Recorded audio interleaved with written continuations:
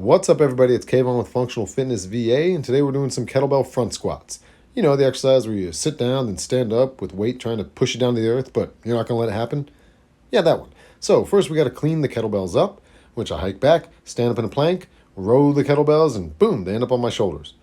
From here, I want a tight rack position or strong rack position, thumbs at my collarbone, pinch my elbows and therefore inner arms into my torso. Elbows can be a little bit in front. Vertical forearms, plank with my abs, pull myself down, push the floor away. Simple. Here I'm doing it with two kettlebells of the same size, so a double kettlebell front squat. So I just have to get tight up top, pull, and then push.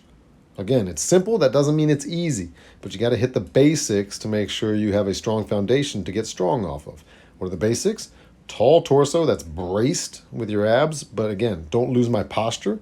So I'm engaging the lats here to stand up tall through my upper back without collapsing in. There's a version where you lace your fingers to kind of collapse in on the front squat. That's not the worst thing in the world, but it's not what we're doing here. We're increasing our posture or fortifying our posture by pulling kind of the Superman shirt open to extend through the spine, bracing through your abs, and then pulling yourself down in the squat and push up as you wedge out, right? Wedging out, I'm pushing out through my foot, my knee, and my hip, right? So I'm resisting a bear hug. It's like someone's trying to squeeze my knees in towards each other, but I'm not having it, right? I'm wedging out into it. I'm not trying to beat the bear hug. I'm just wedging out into it. So plank up top with your shoulders packed, keeping long spine, a good posture. As you wedge out, then pull yourself down, push the floor away. This is a grinding movement where we're working with tension as we do the squats. The last little thing, people want to jut their elbows forward. Their elbows do move away from your torso, but I like to think that my torso is moving away from my elbows as I pull down in the squat, because your hips have to go back some, maybe some less than others, but as I'm doing that, I keep a vertical forearm with a tight upper torso and lat area so that my hips and therefore my lower portion of my torso, my abdomen, pull away from my elbows. I don't poke my elbows forward because that rolls the kettlebells up on me, and that'll make you kind of get loose up top.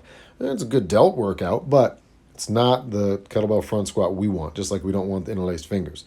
So tight up top, nice plank, good posture, good strong rack position, wedge away with your feet, knees, and hips, pull yourself down, push the floor away.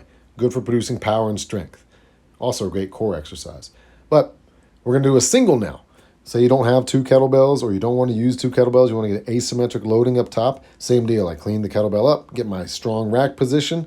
All right. I like to take my offhand here, and you can have it out to your side. You can have it on your hip, not your leg, right? Or you can put it in the rack position. So up in the rack position, out to the side, or on your hip, all those work. The good thing about the rack position is because you'll know if you're uneven, or it's easier to know if you're uneven with that rack position with the offhand. You can also maintain tightness across both lats, the whole upper back, with both arms up there. You could do it with your arm out to the side, but it's a little trickier. So all the other rules apply though. Tight up top, pull yourself down, push the floor away. Now, we're getting a little trickier. We're going to do uneven kettlebells. The trickiest part about it to me is the clean, where the light one wants to fly in the air or over your shoulder. Don't let that happen. So you just get tight up top. Don't do that so you don't yank on the kettlebell. You stand up in a plank and kind of row them to your abdomen, slide your hands under.